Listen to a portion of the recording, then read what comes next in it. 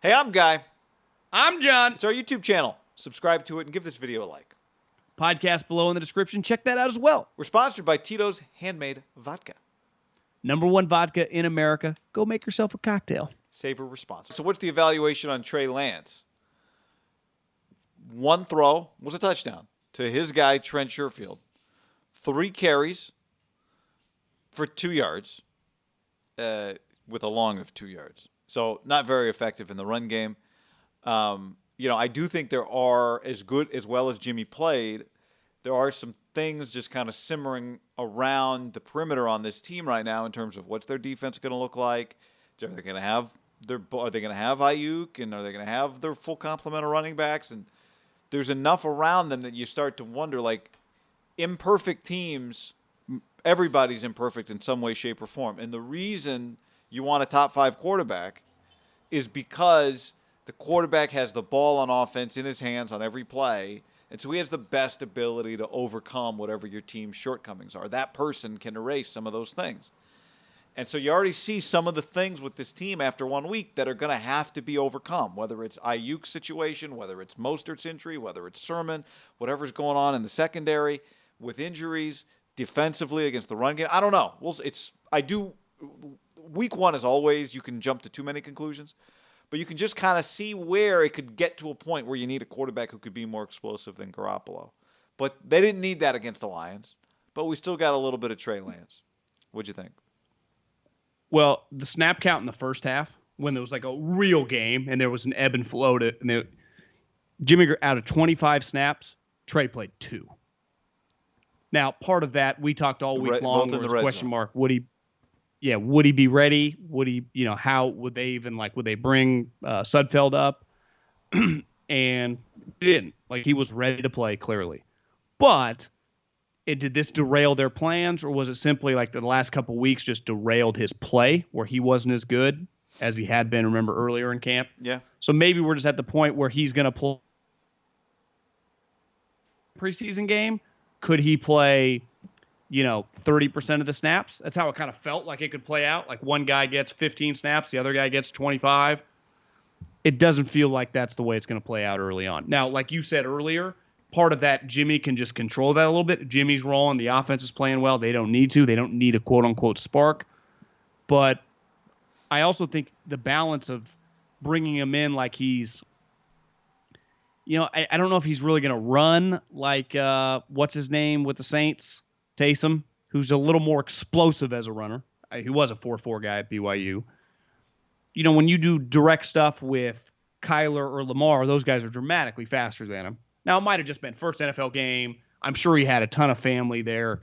Did look a little slow on the one, quarterback up the middle. Maybe that's just hesitation, but it did not, from a scouting eye, there was a quick twitch there.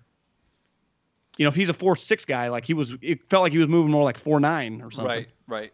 Yeah. Well, I mean, the first part as it relates to, he didn't get into space at all, right? Which is where you see speed the most. Now, you're just talking about burst and how hard you're hitting a hole. I'm just talking about hitting the hole. No, I understand. I understand.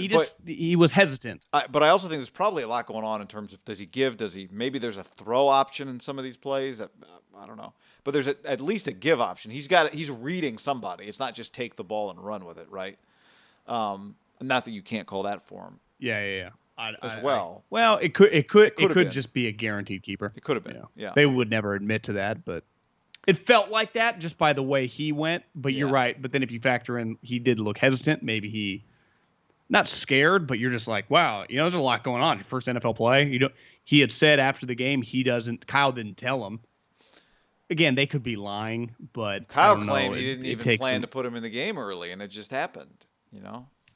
For the touchdown. Yeah, the touchdown. But a couple things. One, if you're going to start Jimmy Garoppolo, then you do him a disservice if you're not giving him the amount of snaps that a quarterback needs to just have a good feel for the game, what the defense is doing, what the defense. One thing, there's a difference between having a starting quarterback and mixing another guy in, and going with a 2-quarterback system where you're alternating possessions. And now all of a sudden, your starting quarterback comes in on the third drive to start the second quarter. Didn't see anything the defense did on the second drive after they adjusted to what you guys did on the first drive, right? And you're only getting half of the picture of the defense. And so you are, if you want Garoppolo to be the starter because you don't think Trey Lance is ready yet, you are doing Garoppolo a disservice if you're like alternating possessions with Trey Lance, because now he's not. He gets to the second half and he's only seen half of whatever it is the defense did in the first half. But Trey, you like the backup who's just going to mix in, and Jimmy was the starter today, not a 2-quarterback system. Right. And so, and that's where it gets harder, because on the other side of that coin, my take, I've said it many times, and I think you agreed after that preseason game the first preseason game in which he played, was he needs to play more. Like, he needs game speed. He needs to play more. John, let's tell the people about DraftKings. Promo code HAM. Click on the link. Get in our league down below. How about wineaccess.com/ham? Buy $150 worth of wine, get $50 off, guy. $50 off, wineaccess.com/ham. Oh, it's the good stuff. So this is going to be a tough balance. And I think one thing we saw today, maybe the finger was a part of it. It's hard to know if he had been fully healthy, had not missed any practice. Would this have been what it was going to look like today? It's hard to know if they had played an opponent different than Detroit. Would this be how it would have gone today? But it does feel, Kyle said he was going to give him like the garbage time, but then the game kind of flipped and he couldn't, you know. There wasn't any garbage time. Well, and I think Kyle got spooked by the injuries, understandably. I mean, he basically said after the game, like, he got spooked, and because he started trying to play safe to protect guys. But just based on what we saw today, it feels like as long as Jimmy's solid, Kyle's going to err on the side of not forcing Trey Lance in there more than he needs to preserve at least what is, after 1 week, a good performance by Garoppolo. Now, that can change quickly. To me, it's going to be hard to gauge until we see Jimmy play against better teams to go, yeah, Trey shouldn't have played, right? Like today. Like, just give him a couple plays. I'll have no issue with it. To me, it will be interesting if Jimmy struggles, how Kyle, like, does he operate in, like, the 3-batter minimum, mixing, like, oh, I'm going to go Trey for these couple plays, then back in, and then back. Like, he will. But, and does Jimmy, can he build up enough equity where he gets a couple games worth, or is it just kind of, is he going to live game to game? It's just the nature of their situation. Because what if Trey comes in and has some success? You're like, whoa, makes a couple sweet plays. Does he kind of get, I'll just let him kind of roll for a second? Yeah. Because you didn't need that to happen today. One, he threw the touchdown, and the other one, like, he just got stuffed in a run. And you're like, I'll bring him back out. Let's run. We're better off running Elijah Mitchell. Like, that to me is what you're going to learn. Part of it is like, well, if he's not going to be that productive of a runner, I don't need to waste it on my quarterback, put him in harm's way, and take it out of the guy's hands. To give the other team something more to practice, which is some value, but it's out there enough now. Like, they know. Yes. Right? They're ready. They're practicing for him. Right. Yeah. Yeah. So, we'll see next week. I would have. You play Jalen Hurts next week. Really quick though, before the Eagle stuff, just on Trey Lance. Yeah. No, I'm still talking about Trey. I do think it is important, and they kind of mentioned this during the broadcast, and I think cognitively he's probably thinking about this, and ideally he wants to do this, but just the way the game plays out. Your take was dead on from the jump once we learned, like, Trey Lance, this guy needs reps. Well, giving him these reps for run plays, like, I'm sorry, it's not really a game rep. Like, he's going to – now, I guess you get a little more like, these guys don't hit as hard as I thought, or all that bullshit. I need reps with him throwing the ball. But then, logically, this is where it won't make much sense. What if Jimmy's throwing the ball well? So it's like, your guy's in there, you're trying to win these games, I'm just going to bring Trey in to throw the ball. Like, you're kind of just bringing him in to run, but the only way he can improve – like, let's face it, the instincts as a runner, like, those, he either has those or he doesn't. To me, the throwing stuff is like, well, what does he do when you call that one play against too deep coverage? Like, does he have a good feel for that? What happens when they bring a blitz? Like, you need to get him those reps. Yeah. That's, to me, the balance. Like, do you gain that much out of a run with, if he has 10 plays in the game and 8 of them are runs, like, does he develop?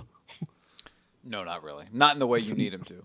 But but the reason so 2 points now to that. One, the reason I brought up Hurts was just you and I always talk over the years about when you see a big-armed quarterback play another big-armed quarterback. Let's see an athletic quarterback, right? He's the starter for the Eagles. What does he look like on the field versus what does Trey Lance look like when he comes onto the field? That was the point I was making on Hurts.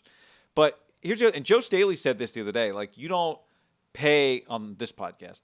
you don't pay Jimmy. It's funny to hear players talk about the money, right? Like, you don't pay Jimmy Garoppolo $25 million unless you're going to plan to use him. So the Niners, yes, they're very invested in Trey Lance. The picks that they spent to draft Trey Lance have been spent.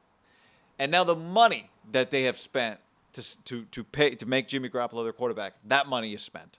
It's all gone. They can't get the $25 million back. They can't get the 2 first rounders back, right? So none of that stuff matters right now today. It matters, I think, moving forward if your team isn't very good. It matters in the offseason when it comes time to decide what you do with Garoppolo. It matters if Washington football team gets on the horn and is like, hey, we're stuck. We need a quarterback, right? It matters if someone calls about a trade.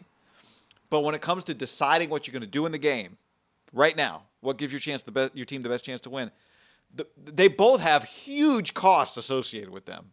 And I say that because we always talk about it with Jimmy. Like, you spent all the picks on Jimmy. We talk about it with Trey. You spent all the picks on Trey. Now you got to use him. Well, they've spent what they've spent. Now it's about who's ready to play and who can win. Yeah, I mean, I know what Joe's saying, and listen, you and I, we talk about this nonstop. Everyone talks about this nonstop as a fan and YouTube chats and you name it. The money. Parag, Jed, they think about it a lot. I'm sure John Lynch, it crossed his mind. Once you get into a game, I don't think Kyle thinks for 1 second about whose salary and what they're invested in individual players, right? Right. I mean, he knows who his best players are, and by that, like, on this team, Trent Williams, George Kittle, Fred Warner, Jimmy, like, they're paid the most. But, like, I don't think now that they're going, I'd argue now that it's over, that Jimmy's $25 million is pretty irrelevant moving forward. Like, just moving forward. Like, he's the starter because he's earned it and good. Right, but I'm like, saying right now, moving forward, so are the 2 first-round picks they spent on Trey Lance are irrelevant right now today. They're not going to be irrelevant for the future because he's the quarterback of the future. Yeah. But right now, today, it doesn't matter now. Neither of it matters, right? The Right. $25 million or what you gave up, you're just like, what do you have to do to win at Lincoln Financial Field Sunday? And nobody, and you notice this really in college football, I guess it's because they immediately get interviewed after the game, the coach. Where the NFL, you have to, like, go to their team's YouTube channel to, like, watch their coach talk. He doesn't always get interviewed off the field. It's actually usually, I guess it's never a coach. No, it's always a player. But in college, they go right to the coach. And the coach, by the third question, is 100% always, after a huge win, bringing up their next opponent. Well, it's like, we got about, I give these guys about 12 more hours, and we're on to Ole Miss. We are on to UCLA. Where it's just, it's like, God, you just won, and you're already talking about your next opponent. But I would say that 100% of the time, the next opponent comes up in the coaching interview on the field after an enormous win, where that's just the way these guys think. And the Eagles is going to be I don't even know why I went off on that tangent, but they're going to be on a completely different level than the Lions, talent-wise. Yeah. Which is fun, exciting. Like, I think we kind of, when the schedule came out, we poo-pooed kind of the start. And this game kind of lived up to the poo-poo, even though the last couple minutes were entertaining. The Eagles are in a completely different stratosphere, I'd say, than the Lions. And I'm not saying the Eagles they might be a 7-win team, but they're on a different level talent-wise, which is fun, which makes this game cool, like, it was big. Also, on a really basic level, we'll talk about this as the week goes along, their quarterback does a thing that has given the Niners a hard time. It gives a lot of teams a hard time. Your quarterback is mobile. Jalen Hurts rushed for 62 yards against Atlanta on Sunday, in addition to being 27 to 35 for 264 and 3 touchdowns. Now, Atlanta stinks, probably, but still, that was on the road. They beat the shit out of them. 32 to 6.